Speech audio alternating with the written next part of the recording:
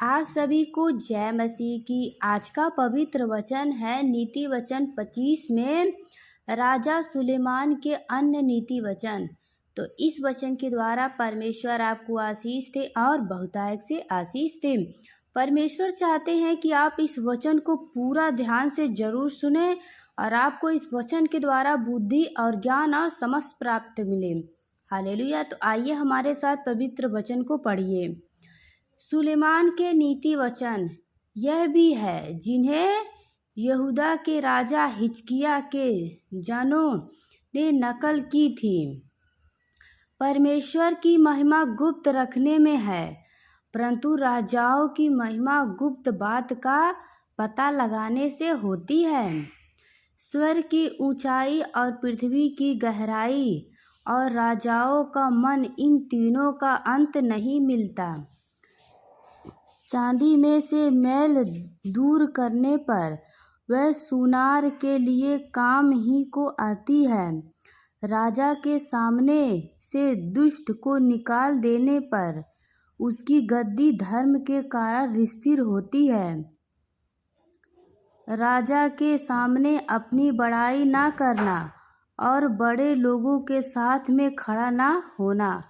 Hallelujah. परमेश्वर आप सभी को आशीष दे और बहुतायत से आशीष दे। आगे हम परमेश्वर के पवित्र वचन को पढ़ते हैं।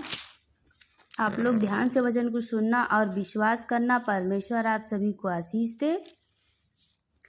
परमेश्वर का पवित्र वचन कहता है, क्योंकि जिस प्रधान का तूने दर्शन किया हो उसके सामने तेरा अपमान ना हो, वरन तुझ से यह कहा जाए, आगे बढ़कर विराज। झगड़ा करने में जल्दी ना करना। परमेश्वर का पवित्र वचन कहता है, झगड़ा करने में जल्दी ना करना, नहीं तो अंत में जब तेरा पड़ोसी तेरा मुंह काला करेगा तब तू क्या कर सकेगा। अपने पड़ोसी के साथ वाद विवाद एकांत में करना और पराये का भेद ना खोलना। ऐसा ना हो कि सुनने वाले तेरी भी निंदा करें और तेरी निंदा बनी रहे। हालेलुया। जैसे चांदी की टोकरियों में सोने के सब हो, वैसे ही ठीक समय पर कहा हुआ वचन होता है। जैसे सोने का नथ और कुंदन का जेवर अच्छा लगता है, वैसे ही मानने वाले के कान भी, बुद्धिमान की डांट भी अच्छी लगती है। जैसे कटनी के समय बर्फ की ठंड से, वैसे ही विश्वासयोग्य दूध से भी भेजने वालों का जी ठंडा होता है। जैसे बादल और पवन बिना वृष्टि निर्बल होती है, वैसे ही झूठ मूठ दान देने वाला का बड़ाई मारना होता है।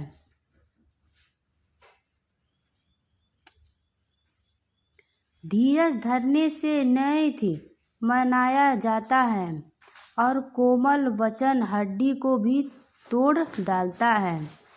क्या तूने मधु पाया तो जितना तेरे लिए ठीक हो उतना ही खाना, ऐसा ना हो कि अधिक खाकर उसे उगल दे। अपने पड़ोसी के घर में बार बार जाने से अपने पाँव को रोक, ऐसा ना हो कि वह खिन्न होकर घृणा करने लगे। जैसे किसी के विरुद्ध झूठी साक्षी देता है, वह मानो हथौड़ा और तलवार और पैन तीर है। विपत्ति के समय विश्वासघाती का भरोसा टूटे हुए दांत या उखड़े पांव के समान है। जैसा जड़े के दिनों में किसी का वस्त्र उतारना या सज्जी पर सिरका डालना होता है। हालेलुया। वैसे ही उदास मन वाले के सामने गीत गाना होता है। यदि तेरा बैरी भूखा हो तो उसको रोटी खिलाना, और यदि वह प्यासा हो तो उसे पानी पिलाना, क्योंकि इस रीति तू उसके सिर का अंगेर ढलेगा और यहोवा तुझे इसका फल देगा। जैसे उत्तरी वायु वर्षा को लाती है, वैसे ही चुगली करने से मुख पर क्रोध छा जाता है।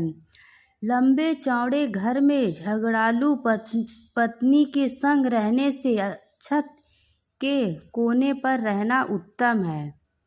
जैसा थके मदे के प्राणों के लिए ठंडा पानी होता है, वैसे ही दूर देश से आया हुआ शुभ समाचार भी होता है। जो धर्मी दुष्ट के कहने पे आता है, वह गदले सोते और बिगड़े हुए कुंड के समान है। बहुत मधु खाना अच्छा नहीं, परंतु कठिन बातों की पूछपाछ महिमा का कारण होता है। जिसकी आत्मा वश में नहीं, वह ऐसे नगर के समान है जिसकी शहरपना घेराव करके तोड़ दी गई हो।